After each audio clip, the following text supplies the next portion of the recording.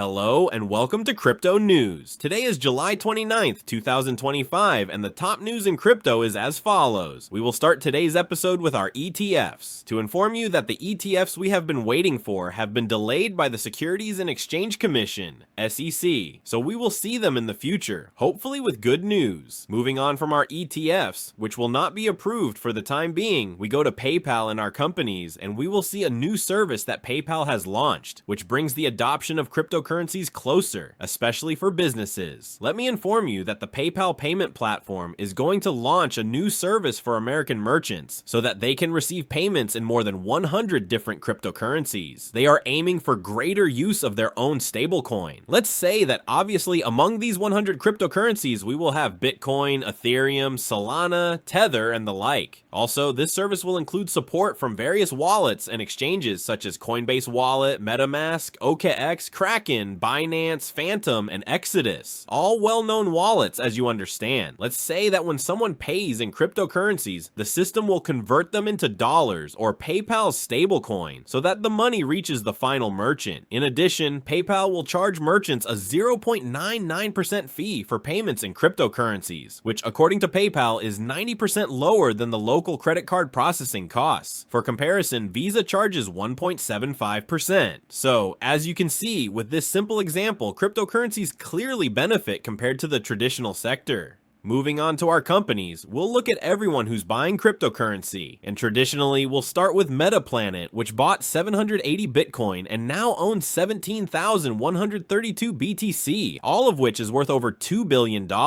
Next we move on to SharpLink Gaming, which bought $295 million worth of Ethereum. That's 77,210 ETH, and bought more Ethereum than was issued in the last month, so it certainly bought a lot. Moving on to other coins, we move on to Vape stock, which has surged over 700% thanks to its new plan. The company announced plans to create a $500 million fund in BNB. Let's say the money he managed to raise is $1.25 billion, which is all the proceeds and capital that will be used to buy BNB, so this fund may be much larger than initially thought. The stock is currently up 548% on the 24-hour chart, and since this news, BNB is very happy and has managed to reach a new all-time high of $858.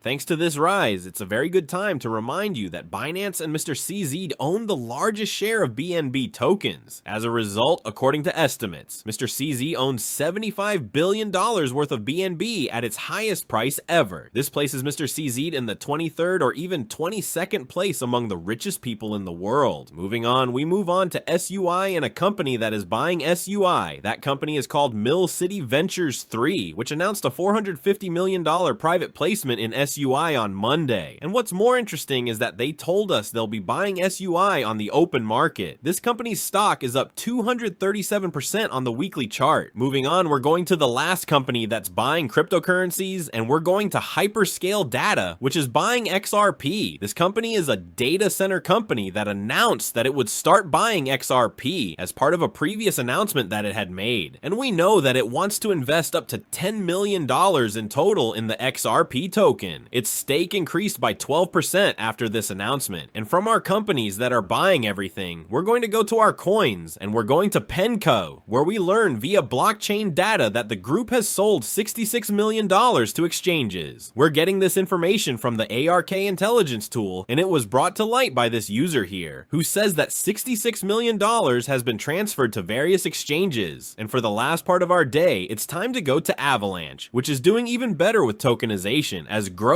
which is an institutional grade credit protocol, is targeting $250 million in real assets on Avalanche. And it's essentially going to be the tokenization of two products from the company Janus Henderson. The first is called the Janus Henderson Anemoid AAA CLO Fund, and the second is called the Janus Henderson Anemoid Treasury Fund, which offers exposure to the collateralized loan obligation CLO market, a key part of the broader credit and fixed income landscape. Meanwhile, the second is a classic. It's an actively managed on-chain fund that provides access to short-term US Treasury bonds, so Avalanche is supporting tokenization. It's time to go to our favorite cryptocurrency market, where Bitcoin is sitting at $118,000 firmly in our support.